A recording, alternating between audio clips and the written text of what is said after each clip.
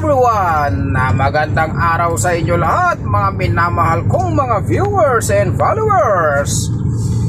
Diyos na agaw, tandi ka mo aming ngawawagi, awan to ifera nga kaiban ako.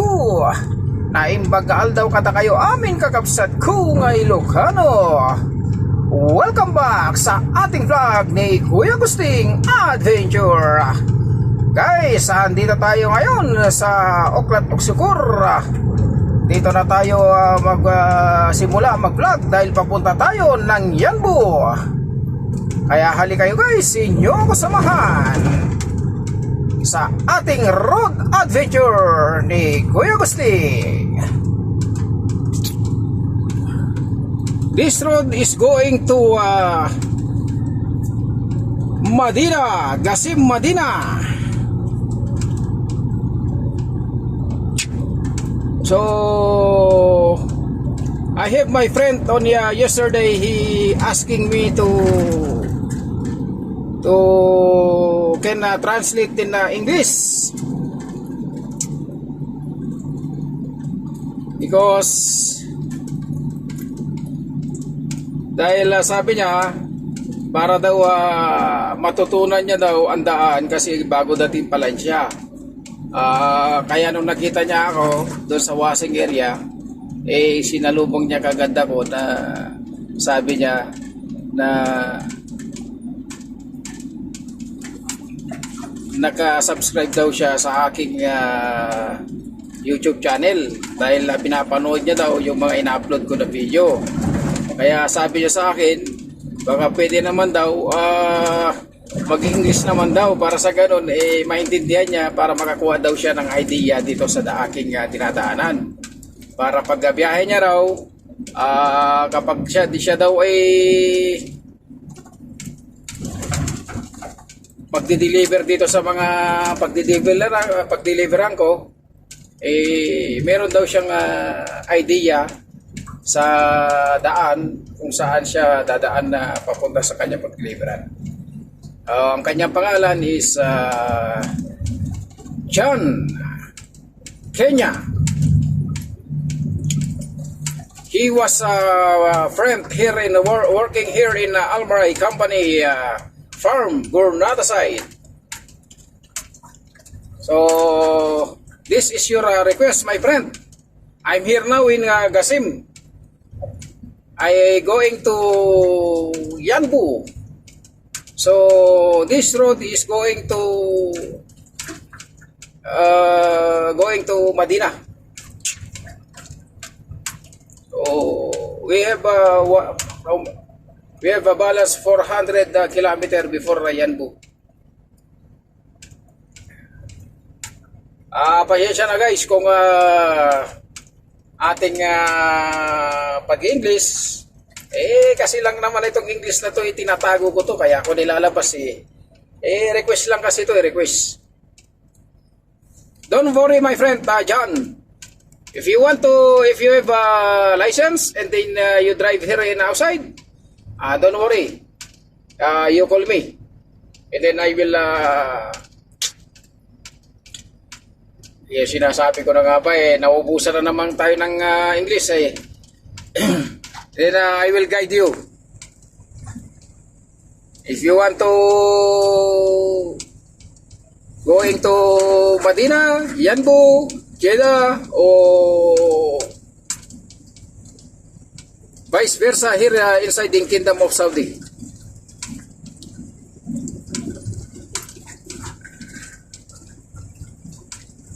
If you want to assign here CPP, no problem my friend.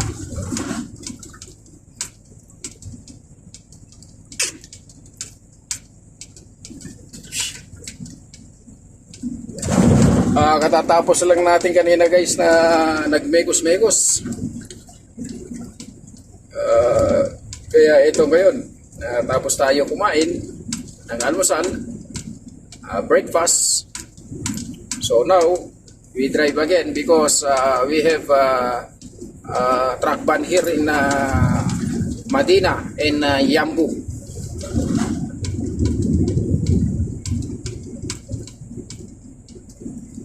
We have a balance more than 400 kilometer before arrival there in the Yanbu.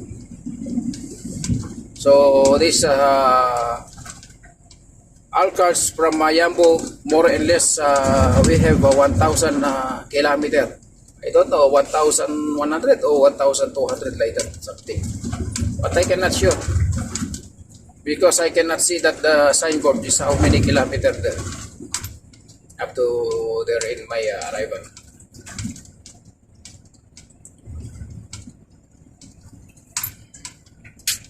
So far, I'm only one. I don't have any convoy because this trip is sometimes only one trailer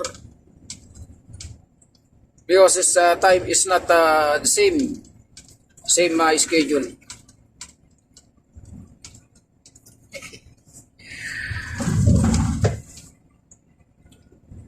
I'm sorry, my friend, if I speak in English and then sometimes I can translate in English, I can speak in Tagalog. But don't worry, we have even a small English.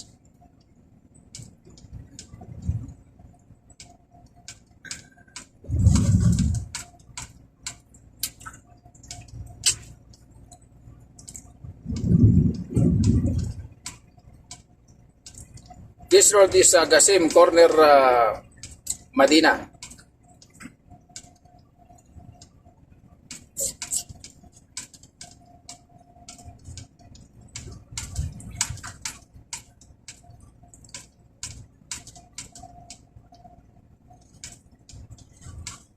Shout out to all my subscribers. Thank you so much for your support to my YouTube channel, Kuya Agustin Adventure.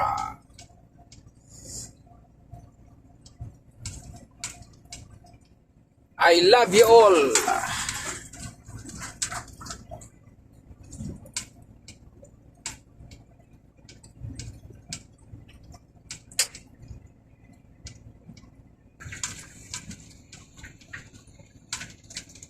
If you drive here in outside, just be careful because here in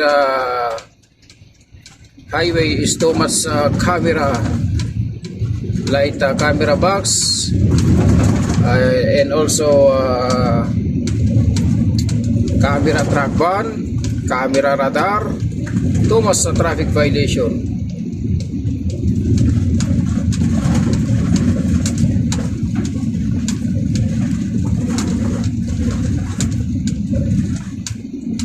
But be careful and then you follow the traffic rules. You have a signboard there, no overtake, do not overtake, like that. But we have something signboard, you can see them speed like a truck. We have signboard there, signboard 80 running. Minimum speed 80. We have minimum speed 50, like that. We have minimum speed 70, like that. Follow the rules. Because if you do not follow the rule of traffic, you have too much violation every month.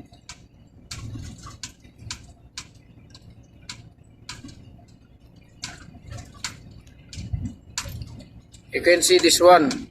This is camera box. But the minimum at camera box speed is 90. But if you want to, if you running is 91 up, and then this camera box is ba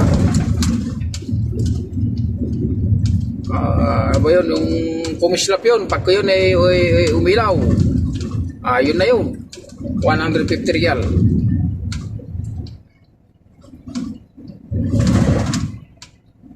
Hindi ko alam mo sa English yun eh. Nanapayasya na kayo guys. Alam nyo kasi ito, nagpa-practice lang tayo ng English. Pag naubusan tayo ng English, ganun talaga. Hindi naman tayo kasi pinanganak na Amerikano, saka walang Amerikano na ganito na sinasabi ko na pango ang ilong. You can see guys my face. This is not America because America is the nose is high, but me is always sinagasaan ng pisong. So this is I cannot expert to speak in English. So please can you understand me if I speak in English and translate to Tagalog like that, because I cannot expert. I'm not American. I'm a Filipino.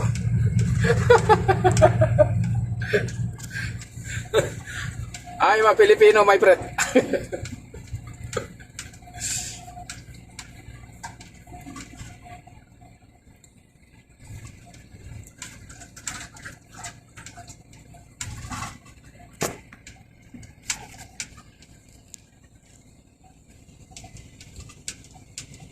I'm here now in Arja.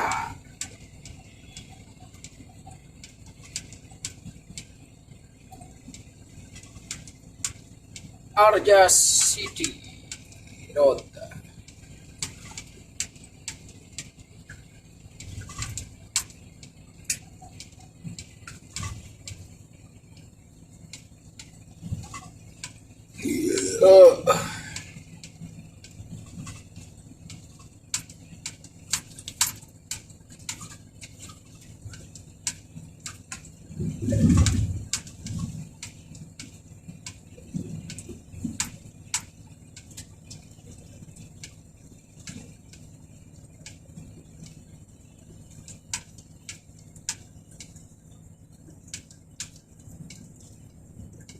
I like to assign here in the CBT because here in CBT you are not stressed to return that empty container, same like the cargo from there in the pier. But here, after you finish your deliver and then you come back there back to CPP plant, your trailer is cutting, and then your tractor head you bring there in your workshop to accommodate there in a garage to refill the diesel, and then after that you waiting the schedule of your trip.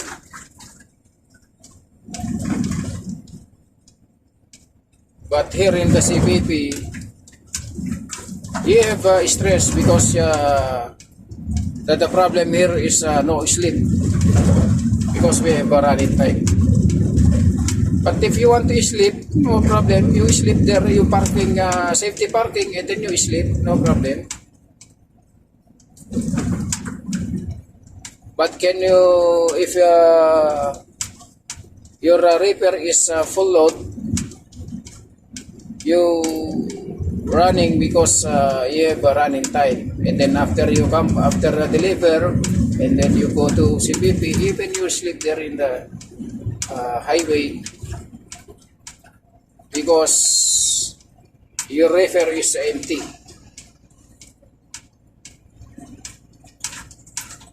But if you loaded, you're running fast.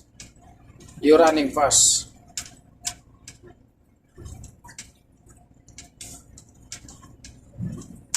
Same like that. Small car 140 km per hour.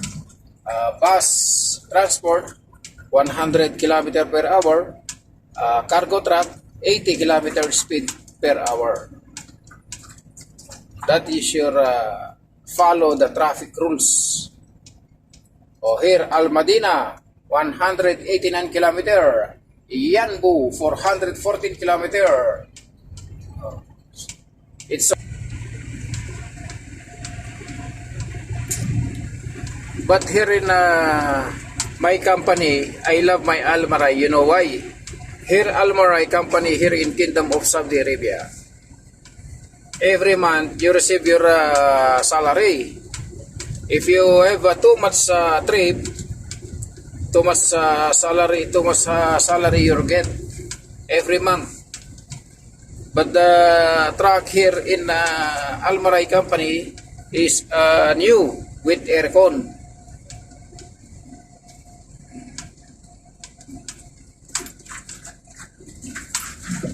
To all Kingdom of Saudi, that the Almaray is big company.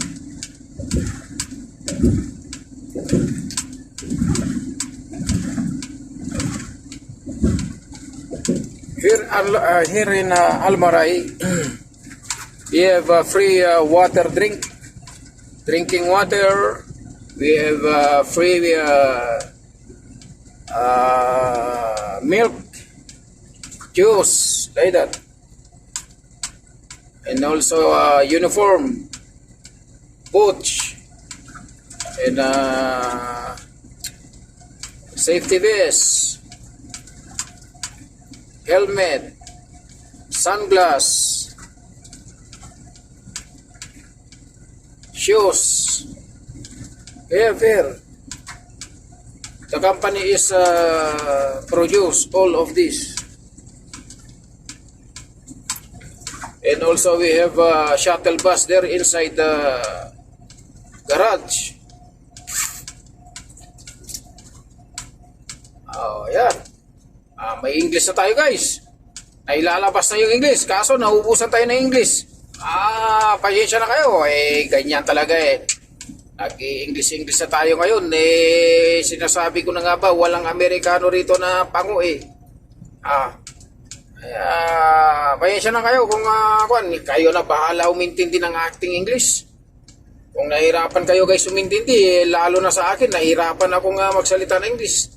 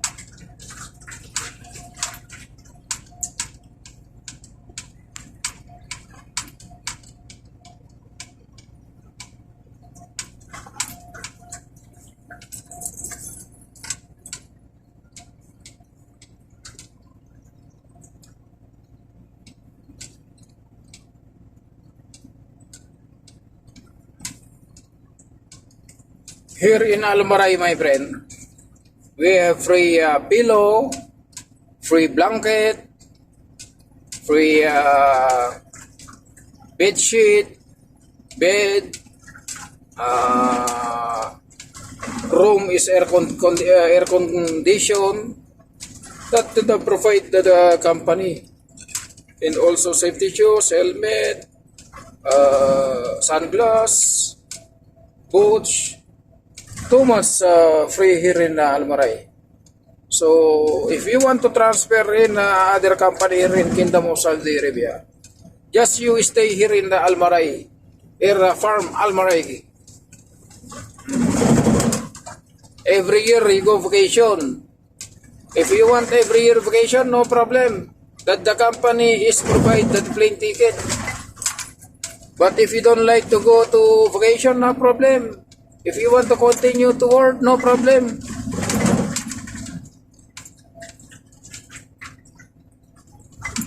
Here, continuous every 2 years, automatic continuous that contract.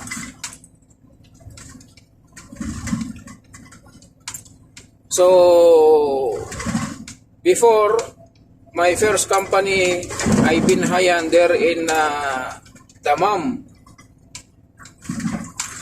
Since I'm start there first time going here to work here in Saudi, my company there is I've been hired there in Dammam City, 2006. And then after that, after finish that 2 years, I will go exit. And then I will apply again here in Saudi again, Riyadh, exit 18. After 2 years again, I go exit again. After that, I will apply again another agency. Exit 4. I will come back again here. Exit 4. After 2 years again, I go exit. And now, 2016, I apply here in Al Marai. 2015. So, 2016, we have a hiring here in Al Marai. But the first hiring, Al Marai transport, logistic transport, CBP milk. I cannot accept because I don't like there to go there in CBP, Al Marai. And then the second batch, we have hiring again, Al Marai farm. So now I am here now in the farm Al Marai. But thanks to God because I'm here now in Al Marai farm company. Because too much people to want to apply there in the Philippines, here in company in Al Marai. So too much driver there to waiting if we have available to visa there in the Philippines. But I'm sorry, my friend, until now we don't have available visa in Al Marai company there in POEA. Just wait, maybe next year. But we have hiring here in Al Marai. I will vlog here in my channel. Awang na guys, dahil awang na English, di gusting ko rin ito English karabaw ko daw rin. Awang baka lalo so kung lubi na ta Santa Maria, abing ko gusting nga mag-English speaking lalo ko na. Yari ta maprapractice lalo na tayo mag-English nga na. Asos. Ay sos. Yari uri ka kita tayo ipanag no nag-English kalibig kata Santa Maria, isi mamapalay abing gawin aga-aga kawan no bibi nga sabing gusting gawin nga mag-English bito laliyo ta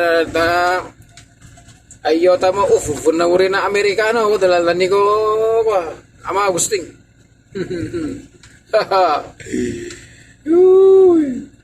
Correctional da ka gusting ta pag-English mo na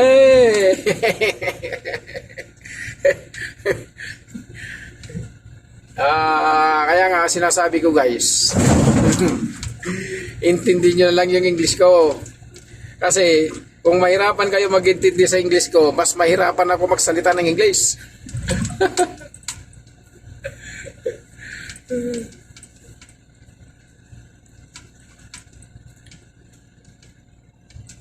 Kaya ang request nila yung request ng aking kaibigan, ito, acting pag-aralan, lahat naman napapag-aralan yan kahit anong klaseng bagay nga nasa libro yung pagsasalita pa kaya ng English at lalo na nasa libro yan.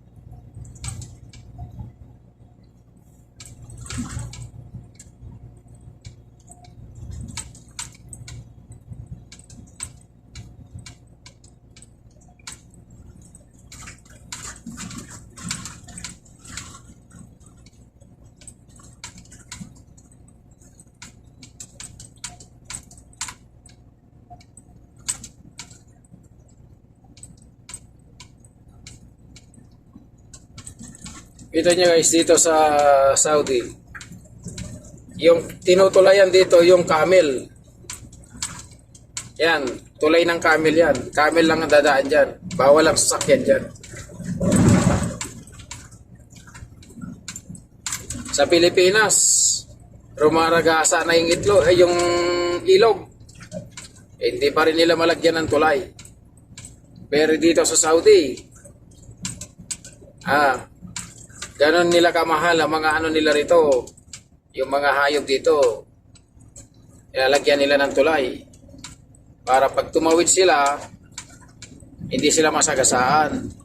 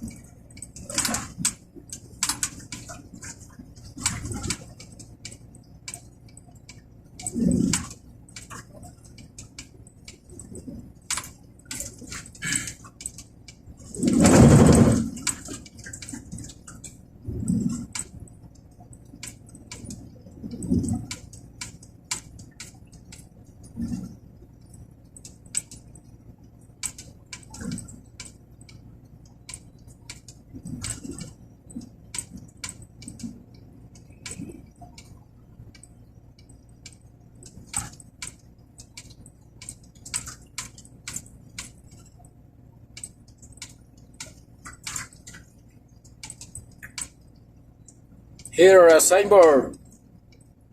Al Madina 168 kilometer. Yanbu 393 kilometer. Makkah 589 kilometer. It's so far.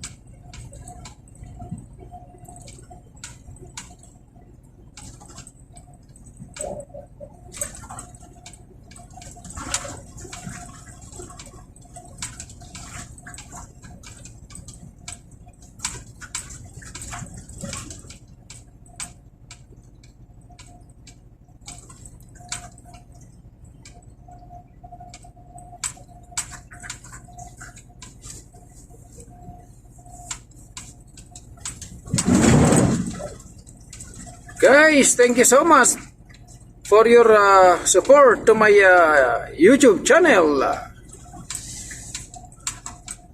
God bless you all.